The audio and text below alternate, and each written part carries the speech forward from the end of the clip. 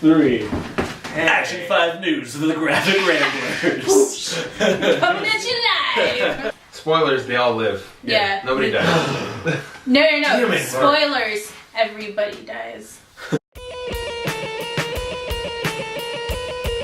Hey guys! Hello. Welcome to the Graphic Ramblers.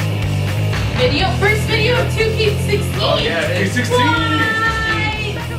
Pretty amazing. It's pretty fantastic. We're in the future. Well, we're not in the future. The image revolution was basically, was it 7 creators? Yes. Nellii has the notes. It's Rob Liefeld, Todd McFarlane, Jim Lee, Eric Larson, Mark Silvestri. Yes. Yes! Jim Valentino, and then my homeboy, I can't pronounce his name. Will Portacio. There we go. Portacio. Oh, Are no you problem, okay? Matt. Okay. I still You moved. good? You good? This episode's off to a great start. The 7 of these creators, they were all artists. They all made their name in Marvel titles, mostly Yes. X-Men and 2 Spider-Men. Yeah, they were on the best-selling Books. X-Men at and Marvel. Spider-Man books at Marvel, and the 2 best-selling books that weren't X-Men or Spider-Man. Yeah. And I think, Jim Valentino was on Guardians. Yeah, Yes. That's what I think I had one of those, actually. Also, this was in a timeline. It was like based on from 1991 to 1996, I believe. Yes, that was the rise and fall. Yeah. Yeah. We're getting a little spoilers. Everything that comes up But must come down. they made a Hard. huge splash in the industry and really changed the way comics were drawn for about 10 years. Yeah, it was, Whether you like it or not, they did. yeah. I think their influence still it resonates. Yeah. Not just in the company of Image, but just like the art style. You can go look at modern creators, I guess, and you can find Pick people. and choose different Yeah. aspects of each Yeah. art style. Yeah, and I think like there are people today like because of Jim Lee's X-Men or Todd McFarlane's Spider-Man. They say like It's that's in what the I industry. got into comics or I really Or- like the way they drew it and stuff. Whoever's into Rob Liefeld's X-Force. A lot of people. Yeah. But Yeah, it's questionable, but yeah. If you like it, it's cool. I don't Yeah. we're not here to judge. Well's vagina. But Then they were at their time at Marvel. It was I would say difficult because of their creator. Well, I guess that spans from even before their time at Marvel. Yeah. It's the history There of the was a industry. situation where they were not getting appreciated the way they should be as artists and compensated. yes. and writers. They Yeah. did have a couple of writers. Well, yeah, that they went were. with them. A couple of them wrote also. Yeah, they wrote, but a lot Yeah. of them weren't as So Very skilled. good. what they were saying is that they didn't even receive a T-shirt with their like picture on it because Yeah. Because Marvel owns the rights to Yeah. those characters. Yeah. Any work you do on those characters belongs to Marvel. And any characters you create with Marvel, not just Marvel, but like and even DC, DC because boom. it was a problem that was going on. It's still a problem now. Yeah. Yeah. But it's one that's they have to like mention up front now, and then it wasn't. Yeah. It was like you create this character, we own this character, and I think like this isn't just like not just them, but even since the beginning. Like you look at something like Superman, which was created by these 2 guys, Jerry Siegel, Joe Shuster, and then it's owned by DC, and they don't get anything from it up until they get like a settlement, which is a whole other discussion. Yeah. Well, just recently we're getting repercussions because of things like that, like Rocket Raccoon, the creator of him. Yeah. It all comes down to Yeah. creator rights. Yes. Exactly.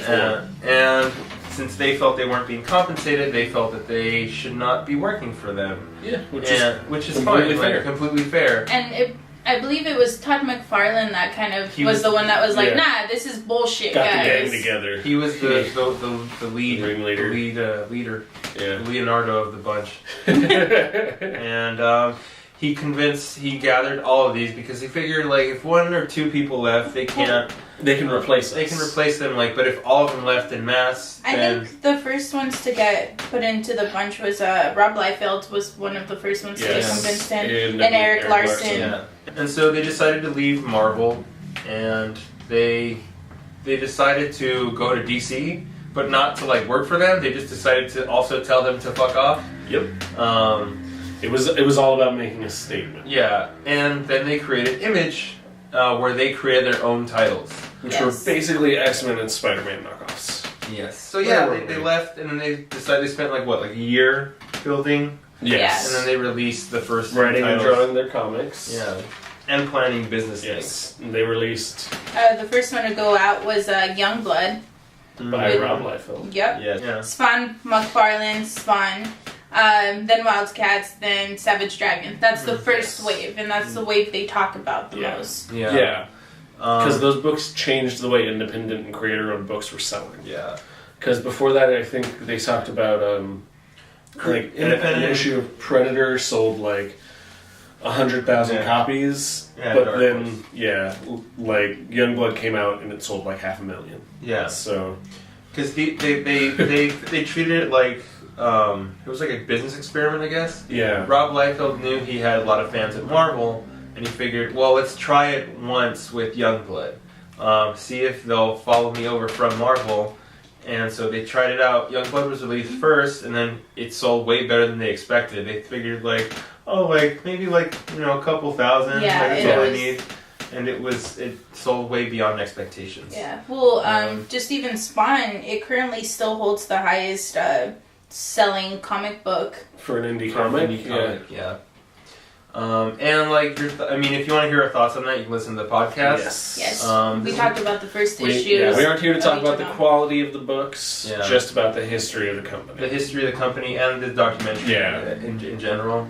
I like they also mentioned the internal struggles between them because they were a lot of Because egos. once they didn't have people going between each of them, they had to almost fight each other for like, oh, who's the hot young artist? Let's sign him to our company. Let's sign him to our company. Let's sign him to...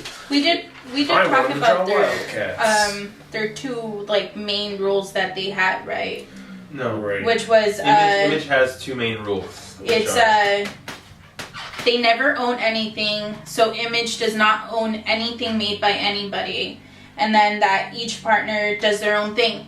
They can do whatever they choose to do, Yes. and nobody can butt into it, kind of deal. Which is why you wind up with like Rob Liefeld leaving and with Jim Lee selling Wildstorm Studios to DC Comics. Yeah. Top Things Cow like left that. for a bit as well. Yeah.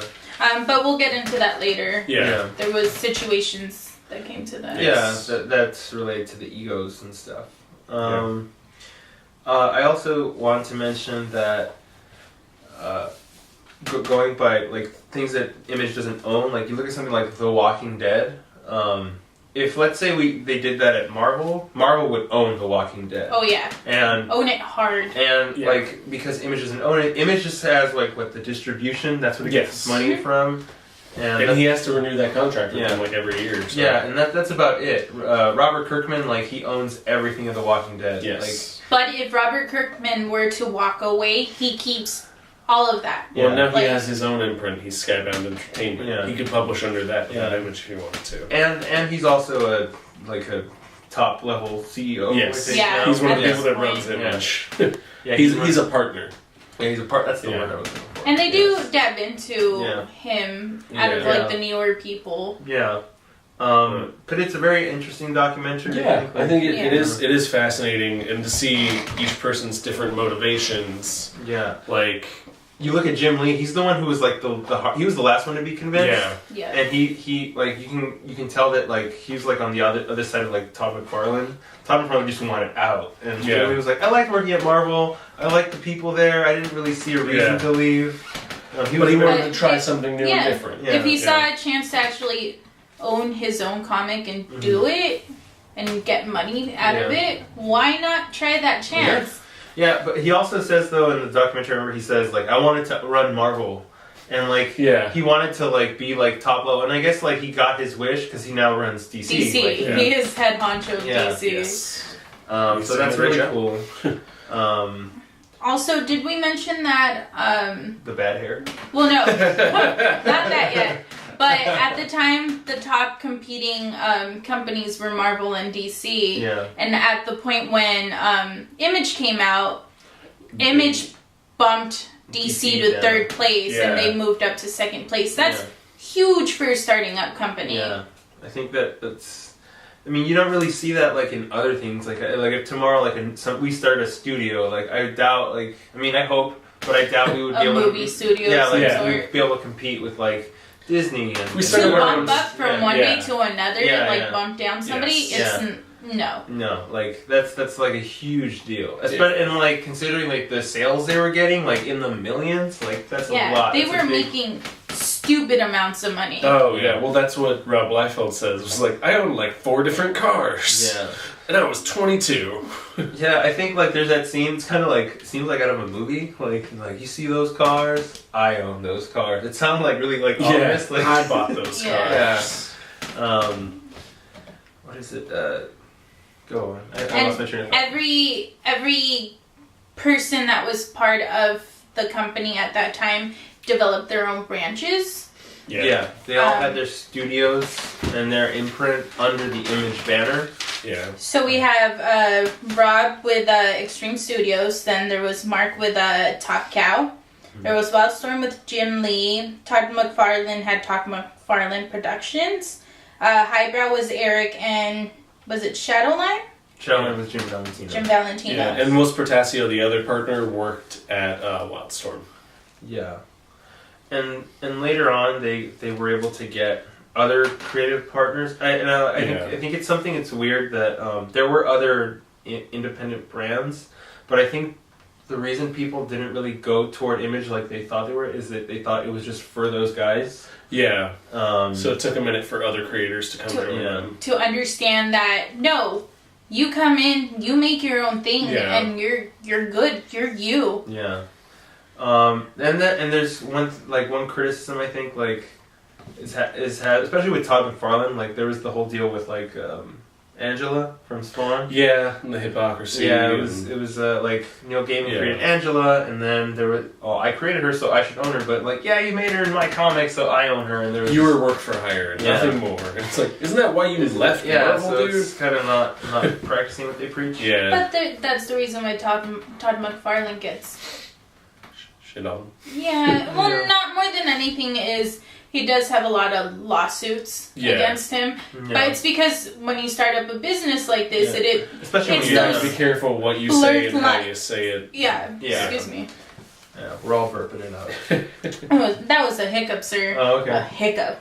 Sure it was. I think like today, like Image has come a long way Yes. from that because the quality of books is better because the quality of creators has gotten better. Yeah. Not saying they're not fabulous creators at the time, but you know, The quality. I'm just talking about the quality of the work. I'm not. And the amount of variety and things like Yeah. that. Like, this was all superhero, but it was basically they were continuing their stories from Marvel, Yeah. and there's nothing wrong with that. Yeah. You can see lots of creators doing that. Peter David did that after he left Supergirl. He created a character just like her so he could finish his run, basically. And, Yeah. you know, if it's done well, it's done well. Yeah. well, even like Amanda Connor has worked on. She did work on Power Girl, and then went and did the Pro, where it's Yeah. knockoffs of Yes. DC characters. Yeah. It's like a parody. Yeah, which is amazing. If Check it's out done that. well, it's done well. It doesn't matter. Yeah. where it Everybody comes from. and like I think the creators saw the opportunity once other creators, not just the main people that started it, but other creators doing their own thing under like. I can make like whatever book. There's no one. I think Matt Fraction said like, if I want to kill a character, I can kill it without worrying about upsetting Yeah. people Exactly. above me or anything. And you know you're unrestricted, but you have editors. Yeah, you still have to tell good Yeah, stories. you still have to tell a but- good story and all that. But if that's your only Yeah. restriction, you're doing all right for yourself. yeah. Like, And also, we didn't mention that around this time was when DC got really ballsy on things that they were doing with their Oh, yeah. characters, which was Yeah. when Superman ended up dying. Yeah. Batman breaks his back. Yeah. It's well, those. at Marvel, you have stuff. The Clone Saga starts Yeah. to happen. Maximum Carnage, because Carnage is an extreme character. The impact of Image and their original stories, if you want, was felt not just throughout comics, but I think like even in cartoons. Yeah. Like, Yeah. You have the people like imitating that Rob Liefeld super like extreme style. pouches. If Pouch- you all look the at like the pouches, way big guys hair. like Greg Capullo and Mark Bagley were having to draw then because it was, oh well, no, this is the style that sells. It'll be like, really, this guy drew this way?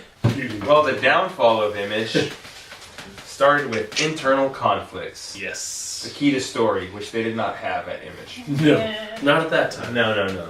If you could tell from our podcast, we weren't really like huge fans of of the it. books.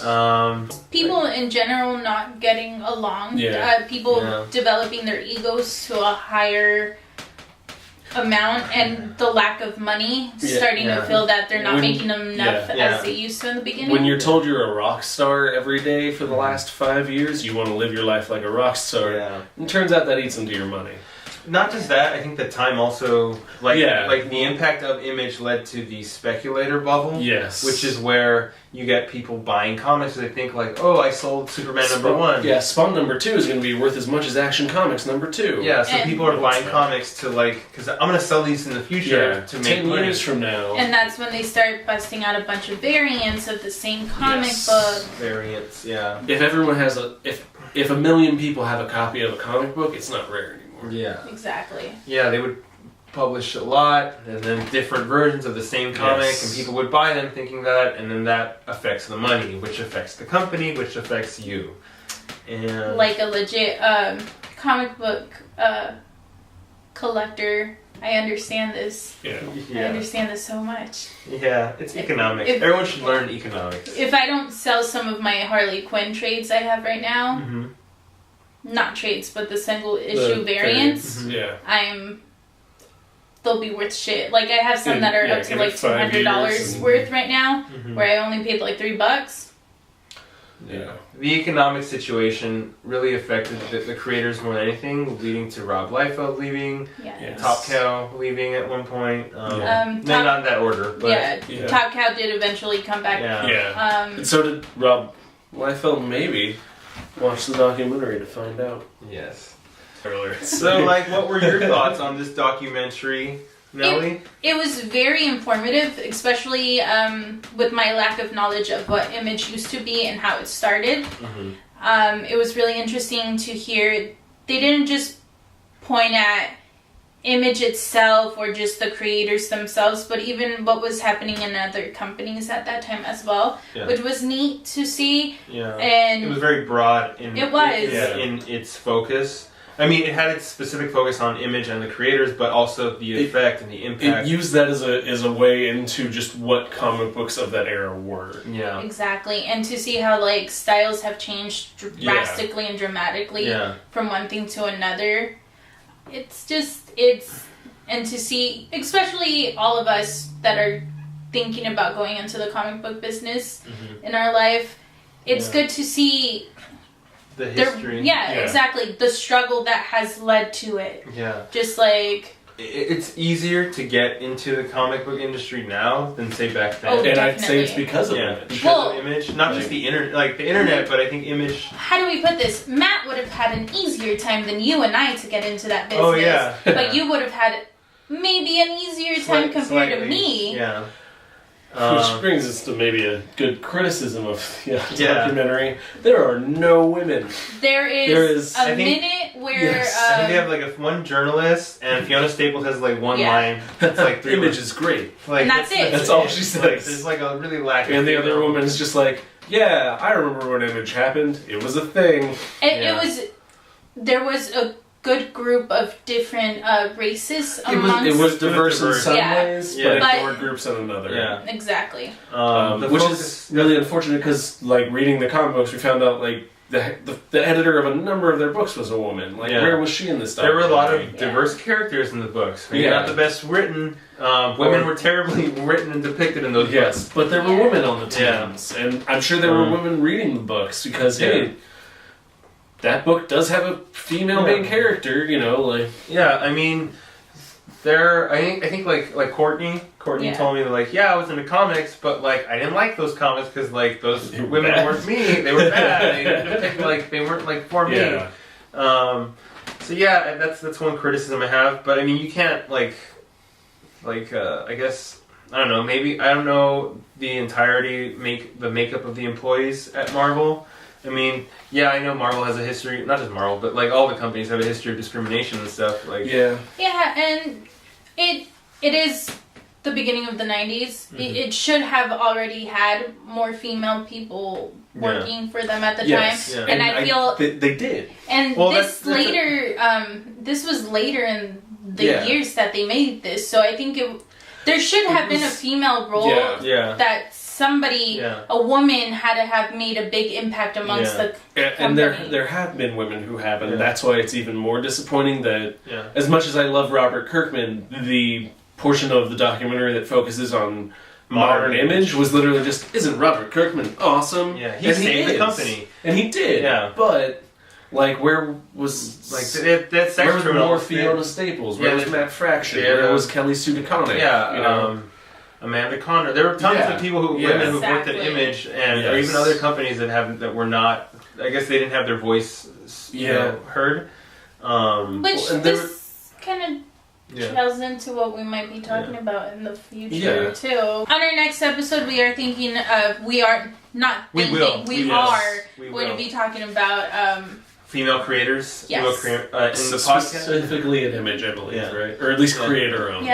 We will have some of our ladybugs that are the Los Angeles Women's Creators League. Yes, we'll be discussing, like, on a podcast, female creator-owned titles, and then the video we'll be discussing the documentary She Makes Comics. Yes. But also just female comic creators in general. Yeah, and representation in comics of female characters. They could also take a look at the Grand Prix situation. Yes, the Grand Prix at Angoulême in France, which is this big... it's like the Cannes, or not the Cannes. Yeah, it's the prestigious comic book awards. If the Eisners are the Oscars... This is like Cannes. The BAFTA. Or the BAFTA. The BAFTA. That's the one. I won the real award. Yeah. There was a situation where they nominated out of 30 creators. It was like, what, like... No women. No women at all. And even in the history of the ceremony, probably like 2 women have won. Yeah, 1 woman has won in 2000. Okay, that's even worse. And last year only 1 woman was nominated. Oh, okay. So only 2 women were even nominated in the history of the thing. I think 4 years into the Eisners... the women had already started winning. Yes. And that was like 1988 when the Eisners began, I believe. But yeah, it's a shame. And the only reason they stopped, they retracted everything, is because a bunch of dudes were like, nah, I don't want to be a part of this. This sounds like bullshit. Yeah. So yeah, what are your thoughts? Well, I guess we'll discuss your thoughts. Yeah. I'm trying to hold it in. Like, you want to give us a teaser? It's fucking bullshit. Yeah. It really is. And if any man thinks that they're gonna be less because they think if competing with women they're gonna be worse off, then that means step up your fucking game and do something better than what that woman's making. I think the thing was that the runner's like, well, if you look at the history of comics, there's no women. We can't help that. Where She Makes Comics will really come in handy. Yeah. Like, I didn't know the original We should send him that copy, a copy of that DVD, and like some comics. But yeah, Image Revolution. Back on track. Yes. Definitely check that out. It's worth watching. It's Where can they find that, guys? It's at the Sequart, or Sequential Art Organization. It's Sequart.com. They have a number of great documentaries. Yeah. It's coming out on DVD. They have a number of good, like the Grant Morrison one is really good. Talking with God. Grant Morrison is God. Grant Morrison is life. Remember that. There's a Chris Claremont one. I think they also did She Makes Comics. Yeah. They did a Warren Ellis one. It's good stuff. Good stuff to learn about the history really of comics. Really well made. Check it out. Let us down here underneath us in the comments, let us know what you guys think about current Image, past Image, your thoughts on the Grand Prix, Grand Prix situation, what you want to see from us in the future. It is the beginning, 2K16. Yeah, I think we should delve into like comics as like the history and like we'd like to do that more so. Yes. If there's anything that you think we're not covering enough, let us know and we could definitely make it. Yeah, not just comics, but like just pop culture. Just like I would say like comics, like not just as a medium, but as like a movement, I guess. Or like as a subject. Like if it was a class, like what kind of stuff would you like to know about it? Like who invented lines? Like as you can see, we do our research. Yes. I hang out. Yeah. So yeah, thank you for joining us. Thank you. This was a really good in-depth investigative episode. We hope it was very informative for you and made you want to go check out that. Yeah, we learned a lot watching it. Yeah, definitely. I wish we had desks like Dateline, like tonight.